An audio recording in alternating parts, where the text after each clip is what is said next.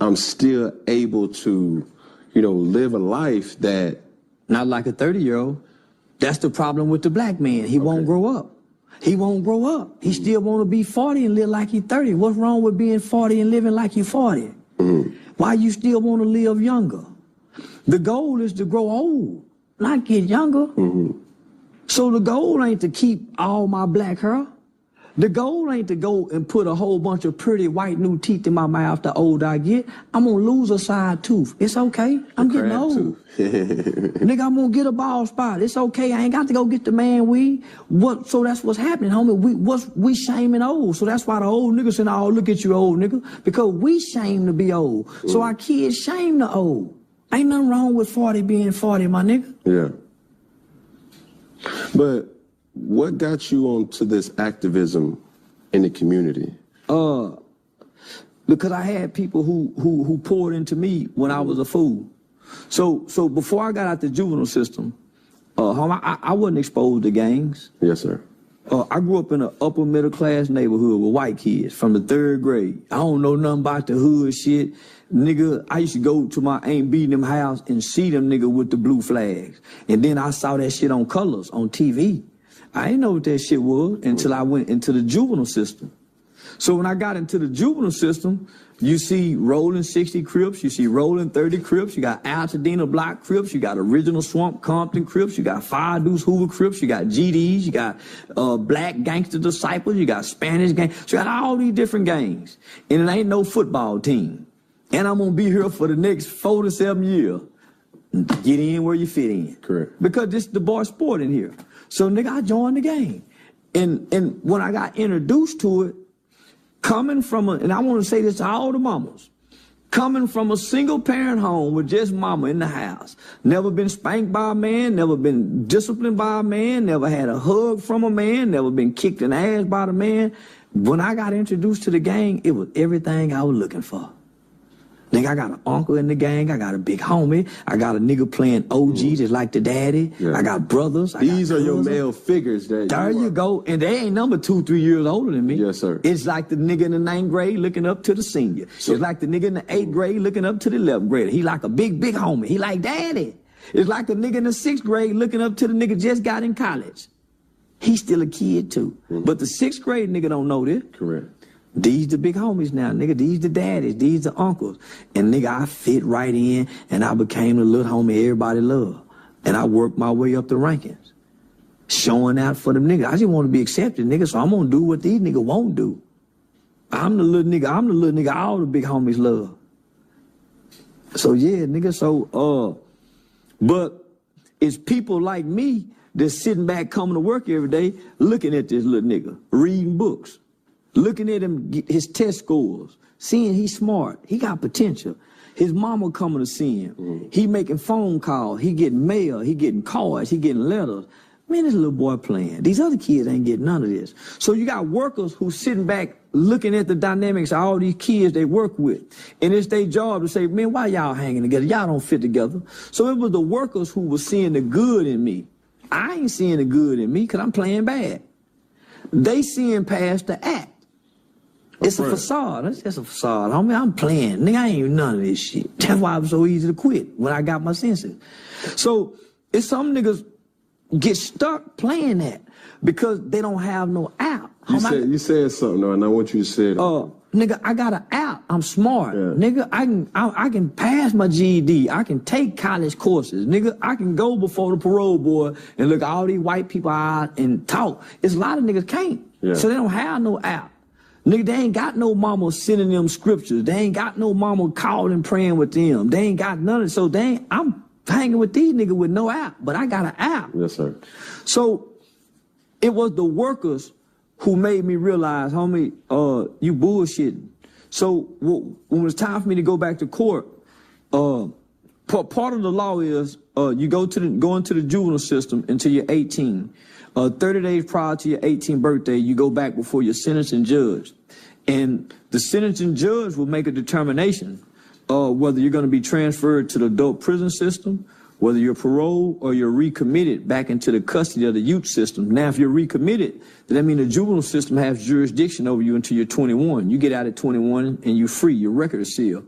If you go to prison, then you do the remainder of your 12 years. So I'd already done 4 years at this time on 12.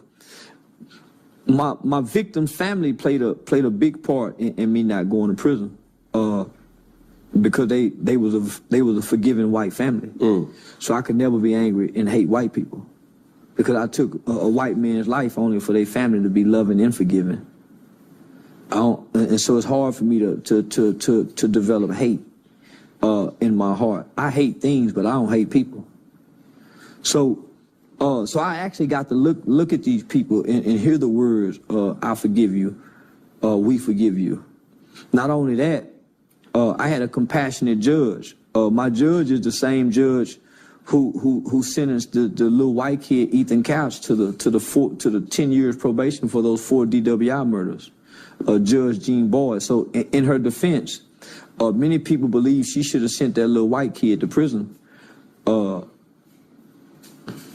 And many people believe she should have sent me to prison, because that was a recommendation for the state for me to be transferred to the adult prison system. Remember, I told you my mother said, "No, I'm not asking for him to be released."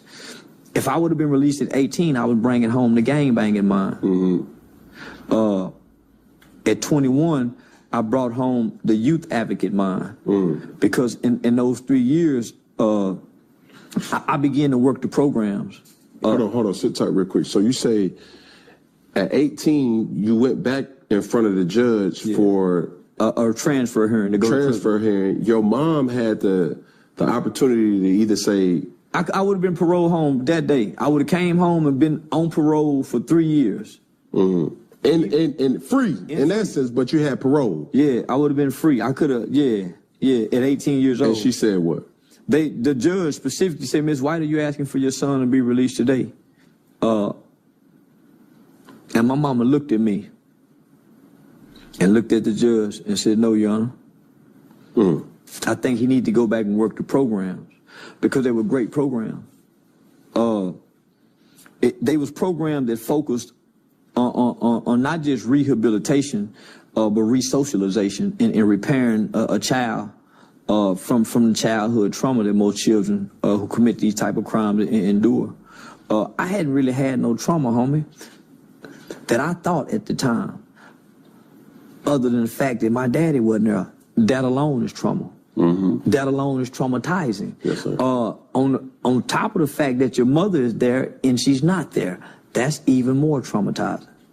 On top of the fact that you're having surgeries where you're being put to sleep, which is hindering some brain functions, right? So I learned a lot in those 3 years, but there's a fast growing process from 18 to 21 where a kid can develop and grow at such a rate, it surprises many. It's not a big difference from 18 to 21, but if you nurture a child and you put a child in the right environment, in the right setting, that kid can grow to full potential in 3 years. And that's what happened with me. So within 3 years, so from 18 to 21, I went from playing leader of the Rolling 60 gang to within 2 years, and this wasn't me fronting. This was the real me. I was fronting as a gang member. This was the real me excelling. Homie, they used to take me off campus. That's where I told you I spoke at Blaine College. I spoke at Texas A&M, Prairie View, every college in around there, UT, the Aggies, all the high schools. So my last year and a half, 2 years of being locked up, I would go out and do public speakings and motivational speakings at colleges and universities and high schools. So they groomed me for this. It's just that when I got out at 21 in 1998, my record was sealed, no felony convictions, but my identity was tied inside the juvenile system. So I came back out here, nigga, with a murder case that everybody know as a, nigga, so, nigga, we root for the killer. So I come back to my peers who I know from school, nigga, I'm known as a nigga who caught a murder case. Those are accolades, right? So in 1998, when I walk out of the juvenile system, all of my childhood issues had been resolved. Like I was pure and innocent. but I didn't know how to talk to girls. I've been locked up from 14 to 21. Look at that big old gap. You know how much shit go on from 14 to 21? Nigga, I didn't know which way was north, south, east, or west. When I left, if you was cute, you can get a girl. Nigga, when I come home, it's about money. The dope boy nigga. This the dope boy era now. So, culturally, gangbanging dying out. So what I'm gonna come out here and do? Niggas ain't gangbanging in 98. I kind of really want to gangbang, but I don't know what to do gangbang. I had never been introduced to gangs in the free world. So it was easy for me to walk away from this gang mindset. That was just in the juvenile, the past time. So when I come home, homie, you do what most people do, homie. You go back to the old people, the old places, and the old things. I tried to work, but nigga, I ain't know how to get up and go to work. Been locked up since I was 14. Y'all don't know how to get up and go to work. I don't know how to wake myself up. I've been getting woke up. When it's time to eat, nigga, I don't know what to eat. I've been looking at the menu. The menu been saying what we go eat. How I know? Talk to, because at that time, nigga, re-entry is something big now, but nigga, re-entry was unheard of back then, let alone juvenile re-entry. So there was no church, there was no family member that a nigga can talk to and say, man, I'm having some inadequate issues, nigga, I don't know what to do. So I'm trying to date girls my age, but the girls I'm dating saying stuff like, you need a high school girlfriend. Man, I don't know what the fuck she mean, but my conversation ain't on their level. So, nigga, what do? You go with the culture, right? So what was the culture doing at that time? Selling dope. Master P had just dropped that motherfucking ghetto dope. Man, crack like this, ghetto dope, and taught you how to cook crack from step 1 to step 10. So I decided to go to college because one of the benefits of aging out of the juvenile system in the state of Texas is that you become a ward of the state. So once you get adjudicated for a crime, your parents are no longer your parents. You become a ward of the state. So meaning you're a state baby. So one of the benefits of being a ward of the state is they pay for my college tuition up to a PhD. So right now I can go back to college and they still pay for my college tuition. So that was one of the things that I tried to do when I first get out, but I ain't had nobody guide me. So I went to go enroll at the University of Arkansas in Fayetteville, Arkansas. In the process, I had a cousin who was going to school up there. He was the president of the BSA, Black Students Association, and he had a fascination with wanting to be the weed man. So me and him come home one day. He done got the football playing niggas money. He done went and got 10 pounds of weed. I don't even know how much a pound of weed cost away. I just decided to drive. Get stopped and get pulled over with 10 pounds of weed, catch a drug trafficking charge. I hadn't even been out 8 months. After gone been 7 years. 90% of juveniles are rearrested within 1 year after being released. 85 to 90% of adult inmates are rearrested or back in prison within 5 years after getting released. Those numbers don't lie. So I fit in those stats. I ultimately ended up getting 6 months prison boot camp, 5-year deferred adjudication probation. In the process of trying to complete those 5-year deferred adjudication probation, a nigga just trying to find an identity. From 21 to 30, the black man, the black boy, he struggled with trying to find an identity.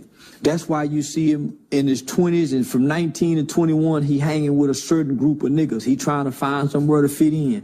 Then he with this group of niggas. He trying to find somewhere to fit in. Then he over here trying to do this.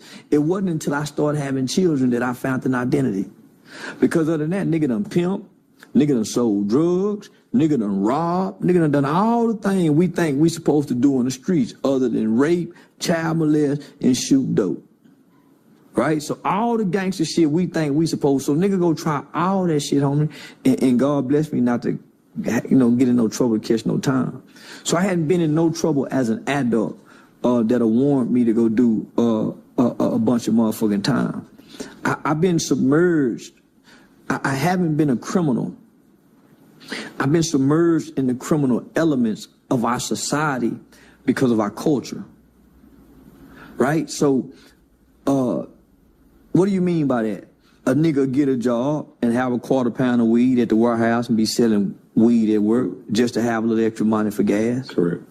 A nigga have a homeboy who sell weed and got another homeboy who trying to buy some weed, and here, middleman, a little drug dealer, get him extra $700. So I was submerged in the criminal elements, trying to find an identity. But that's all you know, too. Well, it wasn't all I know.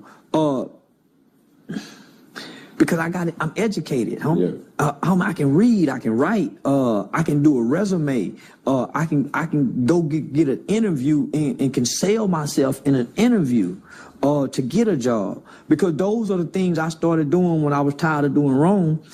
You're doing wrong because you think wrong is the right thing to do in the mind state that you're in.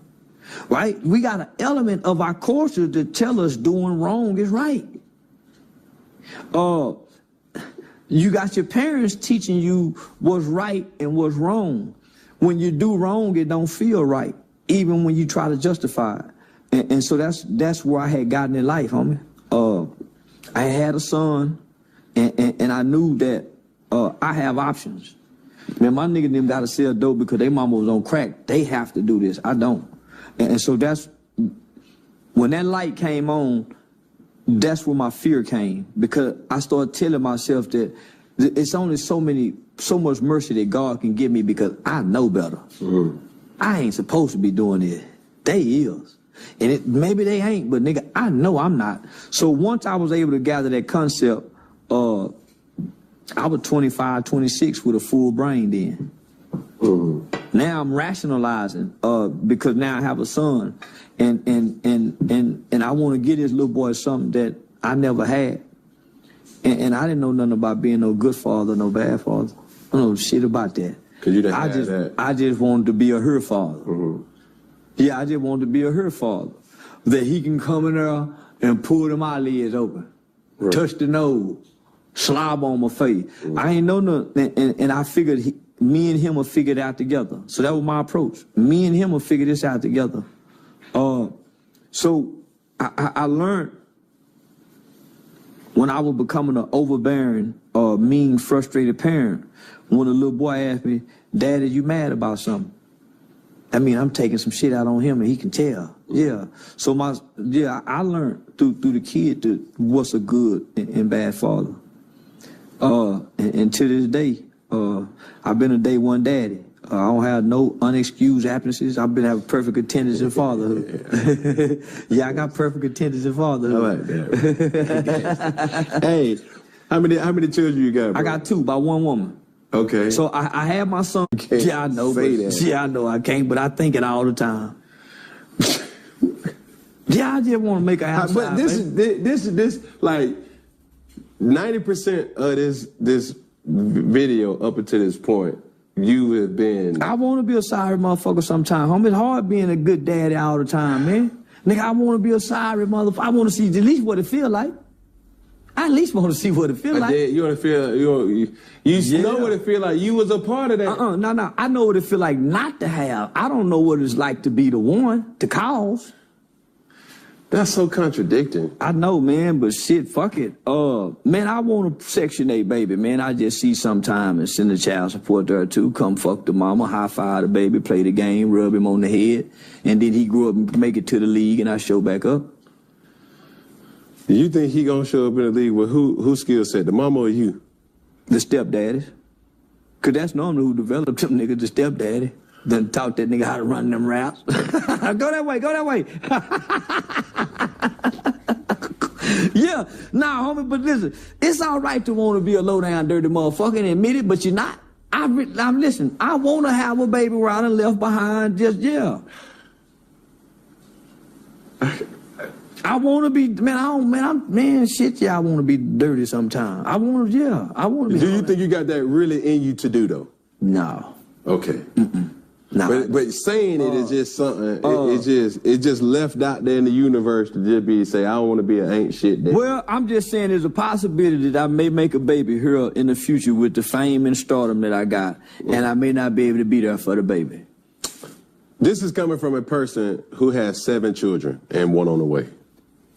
right? I could never see myself not being a part of my children's life. Me too. This is what I used to say when the first kid. And I had my first son. I said, man, mama, I can't see myself loving no other kid the way I love this child. I couldn't imagine, nigga. Then that little girl came. Boy, you love her equally. So I'm saying that. I also said, nigga, as soon as I get a chance to sell out, I'm gonna sell out. First chance I got to sell out, I ain't sell out. Sell out what? Your people. Yeah, I had a chance to sell out. It's like, you talking about snitching? No, sell out, be what they want us to be against black people. Cooning. Yeah.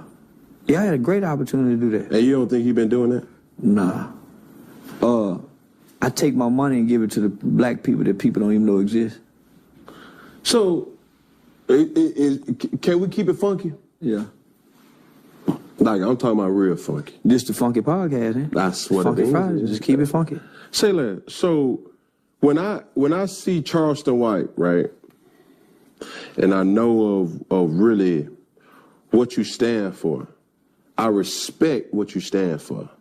How it's articulated sometimes is something like, why you gotta go all the way over there? For example, this is quote unquote coming out of what you said. Fuck Deion Sanders and his sons for leaving Jackson State. Fuck Nipsey Hussle. Fuck King Von. Fuck Jay-Z. Yeah, fuck them niggas. What? That ain't cooning? Nah. What enlighten me? They don't say that niggas say fuck LeBron James. LeBron James get mistreated more than any athlete in the world. I ain't saying that for white people. But niggas don't say that. Niggas ain't my kind of niggas. These niggas go to white people stadiums and buy popcorn and hot dogs. So you ain't never been to a football game? I do, but I ain't paid for it. And I don't buy no hot dogs and popcorn. So what you do? I really don't watch sports at all. So what's your thing? Strip club, hoes, and po nigga babies. And not fucking they mamas. Like the Little League football coaches. See, I'm the nigga in the projects and in the ghetto that give away the toys, make sure the kids get and don't touch their mama's pussies. I ain't like them other niggas. So I can say fuck Deion, cause nigga, Deion coached in my city before with Prime. Nigga, I know the Eastside Falcons used to play, so I know about Deion. Hey, that ain't respect worthy for you to say, you know, even though. No, that ain't respect worthy. Because what I saw was, and I ain't really saying fuck Deion, I'm telling black people to say fuck Deion. Because what happened, we took our love and our support to Colorado and we forgot about all these HBCUs that's winning or losing. We ain't said high five them. We don't know one black coach at HBCU. Okay, now stop. Because, like I said, behind everything that you say has some truth. But to that, I would suggest you say in that statement, I ain't gonna say per se, fuck Deion. But look, let's leave that part out. I'm saying it. But what we receive would be like, yo, even though Deion Sanders had to make a professional decision to go chase a bag that Jackson State didn't necessarily have, let's not forget about the other HBCU coaches that's out there. Let me just say, Deion knew they didn't have a bag when he took that on. It was already an agreement that we know we go struggle. He even agreed to give portions of that to that facility. He already knew this. The white folks just came and do what they always do. Come get the nigga and take the attention that he was going to bring to the spotlight on the HBCU. Now this big old light that could have been on these HBCU is now on this one white school that's 92% white. So let me ask you this. If you was in Deion Sanders' situation, you would have stayed at Jackson State? No. You missing what I'm saying. No, you missing what I'm saying. I ain't saying fuck Deion. Deion done what he was supposed to do as a husband and the coach. I'm saying fuck the husband and the coach. Nigga, we don't rally behind no nigga that'll sell out for the white man job. Nigga, go get with the nigga that's still with the niggas down there on that field with them hoes in it, like the schools and the shoes. That nigga, we always had a Negro league. Stay in the Negro league, my nigga. Why you gonna take our best and our brightest? So you done went and took the best and the brightest players over here for who to benefit? Not your people. And you done took all your people with their fame and their support for who? A school that's 92% white, and y'all ain't gave not one game to the black HBCU. Not Grambling, not Pratt, not one. No celebrity. So you're going to come over here and rally all the best and the brightest players to come over here on Whitey's porch. And you the bait, sir. You and your son, y'all the bait. Nah, my nigga, I ain't with that. So I'm saying fuck him and his son. Nigga, why y'all ain't doing this same support for these little league football teams in y'all city that help them babies get to where Dion is? They don't get that kind of support. They stand on the corners and have the cheerleader little girl looking like hoes dancing, begging for money with buckets. Okay, now let me... That's just the little league fundraiser. Let's just keep it a buck, all right? Honestly, it make me feel a certain type of way. Now, I'm going to get to King Von and Nip, but we on Dion right now. Yeah, we on Dion. It just make me feel a certain type of way because I respect Dion and what Dion got going on.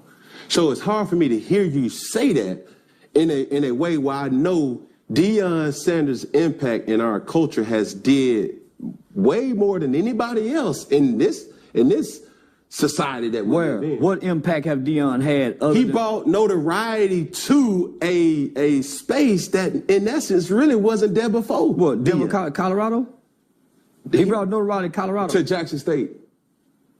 He brought notoriety to Jackson State. Then he took it where? To Colorado. Okay. Now, to make my point, all right? So I'm asking you, Charleston White. You go to a... Matter of fact, can we keep it funky? Mm-hmm. What's the most that you've ever gotten to do or to be Charleston White? $40,000 for a 2-day interview. Okay, $40,000. Now, if you could say I could change that $40,000 to $400,000, would you just leave that $40,000 or would you go get $400,000? I'm gonna go get $400,000. Is that not what Deion Sanders did? Mm-mm. Okay, what did Deion Sanders do? Deion's son is a star quarterback that he's trying to get to the league, and he's fathering his son to the league with nobody else's children in mind. And he's getting a pretty big check to do it. And what he's doing is he's robbing black people of their star power. He's robbing black people of their economics because he done took it and gave it to the white man. Because the space that you speak of, why not send it back there too? Why leave it here? Why the baby? Why Lil Wayne? Why all these major people don't go stand on the sideline of coaches that's not a celebrity? Why they don't do it to people who not celebrity? Why? Because this is what I know about black people. They worship and they idolize celebrities. That's why they are worshiping and idolizing Dion. They worship and idolize celebrities. And so I'm here to say, fuck them celebrities. From King Von to Nip. Because when us regular people when we need help, they don't step down and come fuck with us. That ain't true. Man, I've been in the community for the last 12 years. Man, I know Dion lived in Prosper, Texas, Dallas, Texas. Dion wasn't never there outside of his prime organization football. But that's him there, though. That's why I'm saying fuck him. Because I was in the community with him. I was at the football game with him. I watched how his arrogance walked past the parents and the kids. I saw how arrogant he was to his people. He ain't loving. Man, I done fought with the police. I was at every city council meeting. So when the football and celebrity nigga go to talking, I said, man, y'all talking from up here. I'm talking from down here with these people. I'm in the schools. I'm in the juveniles. I'm in the jails. I'm in the prison. I'm standing on stands swearing on murder cases and capital murder cases. Man, y'all talking from up there. It's easy to say fuck y'all. Easy to say fuck Dion and his son who driving a Rolls Royce, and these kids down here dropping out of school to go strip and sell pussy because they daddies don't have the money to send them because they can't eat, but he got a Rolls Royce that won't pay the parking fine. Now keep putting it in their face. Keep showing up, putting them watches in them kids' face. That's why y'all got robbed in UCLA. See, that's what I'm talking about. The Bible speaks for the least of those. Those kids up there ain't the least of those. That's why I talk about